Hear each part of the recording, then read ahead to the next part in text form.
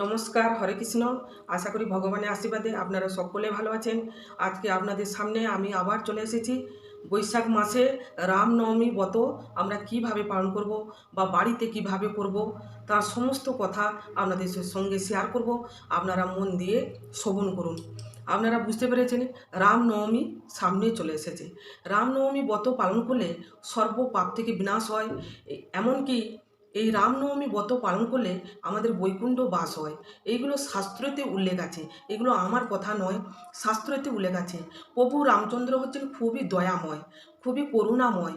আর উনি সকলকে, ওনার রামনবমী পালন করলে সকলকে উনি আশীর্বাদ করেন। একটা কাহিনী আপনাদেরকে বলবো। রামচন্দ্র হচ্ছেন খুবই দয়াময়। প্রভু রামচন্দ্র এসেছিলেন ত্রেতার যুগে। ত্রেতার যুগে দশরথ রাজা পিতা, আর মাতা হচ্ছে কৌশল্যা।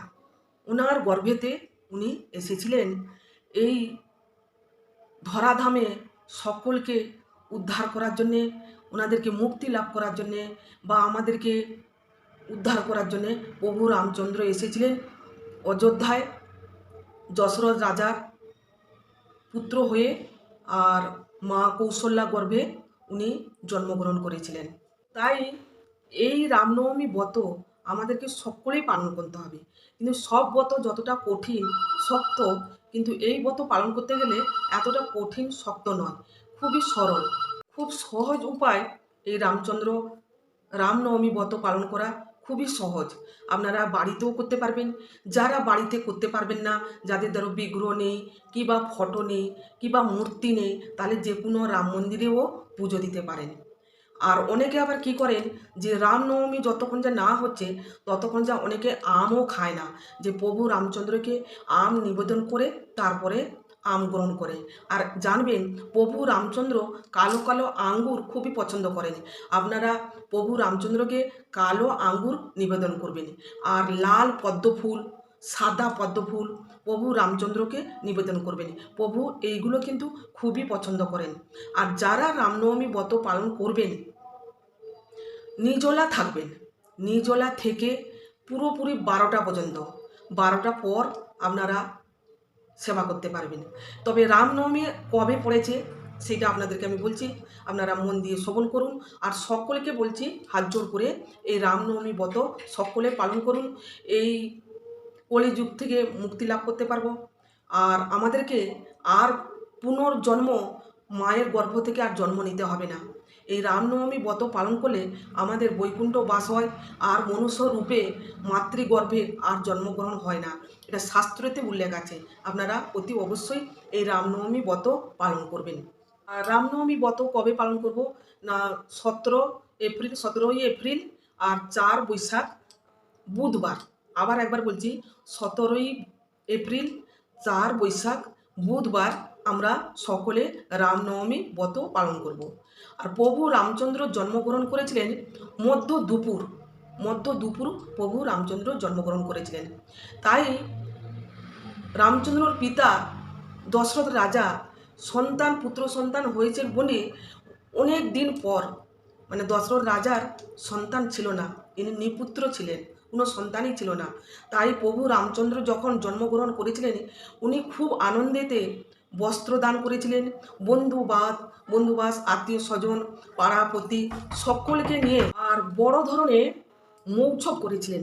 সবাইকে অন্ন, বস্ত্র, কিছু অর্থ, অনেক কিছু আনন্দেতে উনি করেছিলেন, যেহেতু প্রভু রামচন্দ্র জন্মগ্রহণ করেছিলেন। আর তার জন্যে আমাদেরকে কি করতে হবে, এই মধ্য দুপুর পর্যন্ত নির্জলা উপবাস থাকতে হবে। এবার যারা নির্জলা থাকতে পারবে না তারা জল পান করবেন, যারা থাকতে পারবেন না ফল সেবা করতে পারবেন। আর যারা থাকতে পারবেন একেবারে 12টার পর ভগবানকে সেবা দিয়ে বা অঞ্জলি দিয়ে বা পুজো দিয়ে তারপর চন্নামৃত খেয়ে বা ভগবানের নামে তুলসী পাতা, গঙ্গা জল নিয়ে প্রভুর নামে সেবা করে তারপর আপনারা সেবা করতে পারবেন।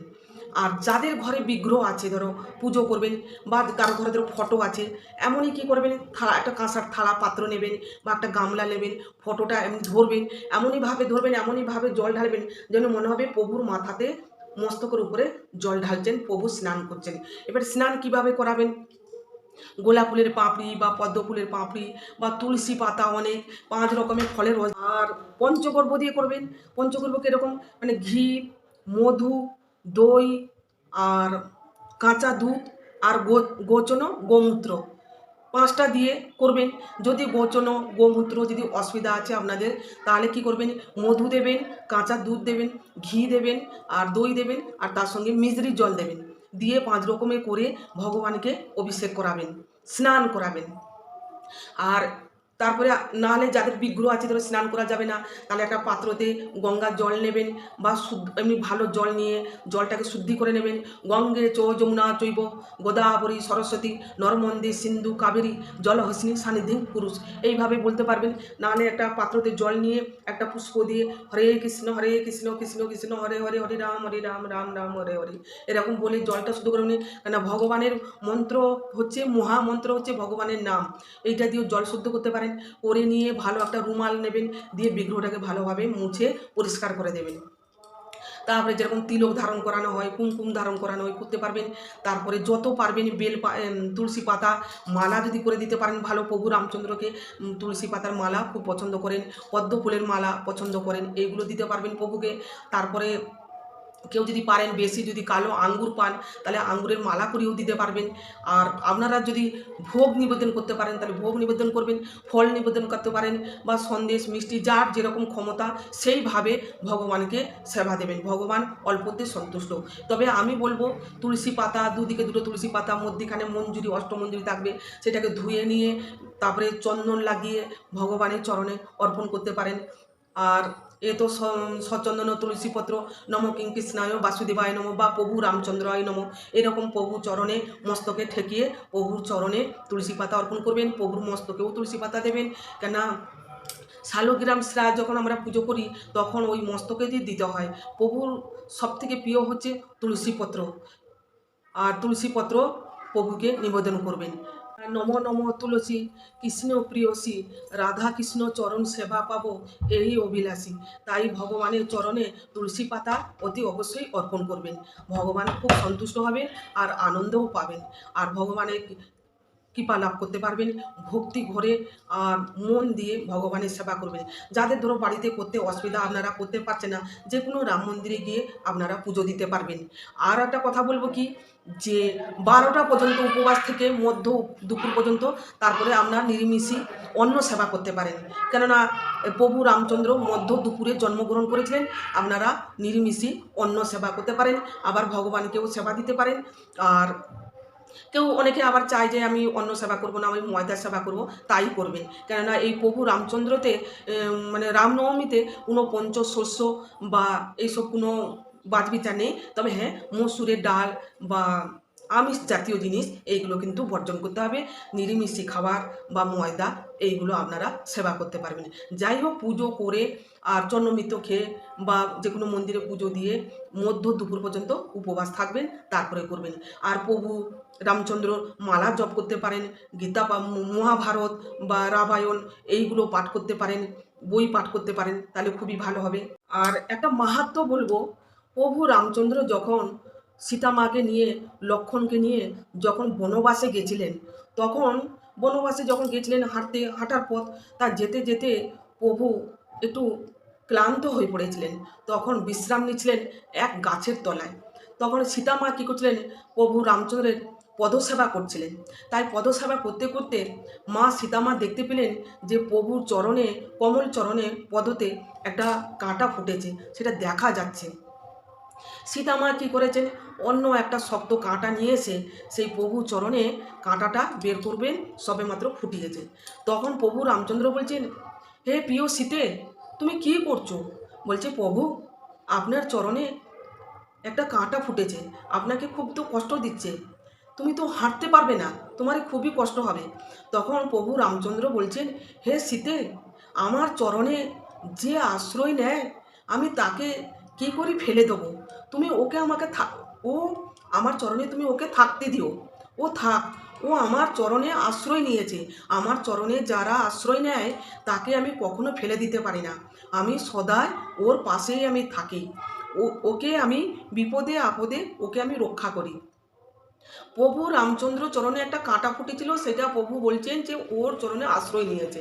তাহলে আমরা যদি প্রভুর চরণে যদি আশ্রয় নিই, ও রামনবমী ব্রত করি, ভগবানের নাম করি, মহাভারত ও রামায়ণ যেগুলো যদি পাঠ করি, তাহলে প্রভুও তো আমাদের প্রতি খুব প্রসন্ন হবে, আনন্দ পাবেন, আমরা কৃপা লাভ করতে পারবো, আশীর্বাদ লাভ লাভ করতে পারবো, প্রেম ভক্তি লাভ করতে পারবো, বা আমরা এই কলির যুগ থেকে মুক্তি লাভ করতে পারবো, সর্ব পাপ থেকে মুক্তি লাভ করতে পারবো, বৈকুণ্ঠে বাস করতে পারবো এই প্রভু রামচন্দ্রের রামনবমী ব্রত পালন করলে। হাতে তালি দিয়ে দিয়ে যাদের মালা নেই, হাতের গাঁট গুনে গুনে হরিনাম করতে পারেন, আবার হাতে তালি দিয়ে দিয়েও করতে পারেন।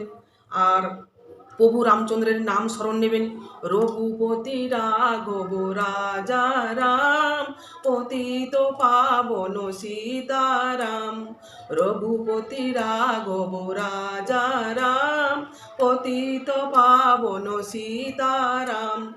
সীতা আর প্রভু রামচন্দ্র নাম করবেন, খুবই ভালো হবে। আর এই রামনবমী দিনে একটা সিঁদুরের কৌটো নেবেন, দুটো কৌটো নেবেন, একটা প্রভু রামচন্দ্রকেও দিতে পারেন, আবার আর একটা সিঁদুরের কৌটো নিতে বলছি কেন, ওইটা হনুমানকে দেবেন, মেটে সিঁদুর হনুমানকে দেবেন, কেন হনুমান সিঁদুরের খুব ভক্ত আর প্রভু রামচন্দ্রের খুব ভক্ত।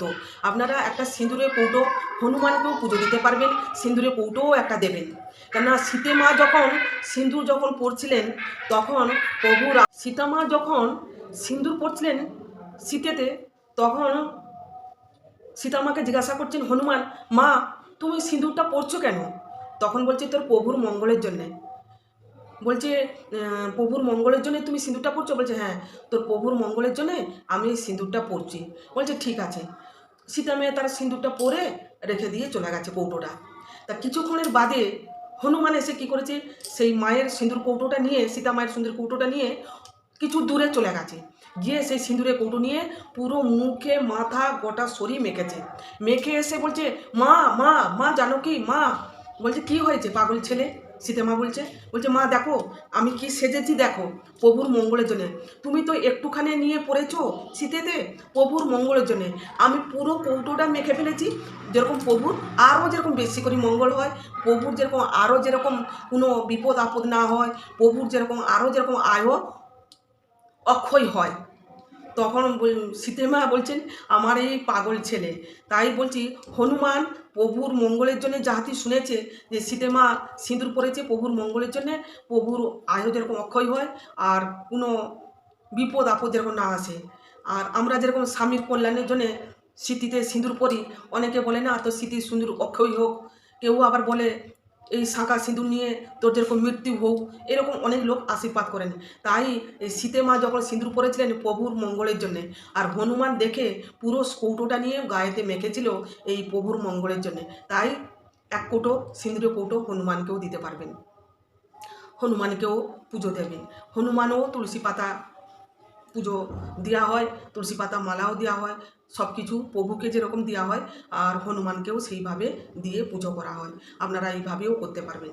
আবার অনেকে কি করে এই রামনবমী দিনে অনেকে ভজালিও, কেউ ছাতের উপরে, কেউ টালির মাথাতে, অনেকে এরকম টাঙায় ওই দিনে, আপনারাও সেটাও করতে পারেন। আর আমি এইখানেই রামনবমীর কাহিনী বা তার ব্রত কীভাবে পালন করবে বা ঘরে কিভাবে পালন করবেন আপনাদেরকে আমি সব কিছু বললাম। আপনাদের যদি ভালো লাগে বন্ধু বান্ধবের সঙ্গে, আত্মীয় স্বজনের সঙ্গে শেয়ার করবেন। আর আপনাদের যদি কোনো প্রশ্ন থাকে জয় শ্রীকৃষ্ণ রাধে রাধে বলে কমেন্ট করবেন আর শেয়ার করবেন। আর আমি এইখানেই শেষ করছি, পরে ভিডিওতে আবার দেখা হবে। ততক্ষণ আপনারা ভালো থাকুন, সুস্থ থাকুন, ভগবান আপনাদের মঙ্গল করুন। জয় শ্রীরাম। আমি নমস্কার, হরে কৃষ্ণ।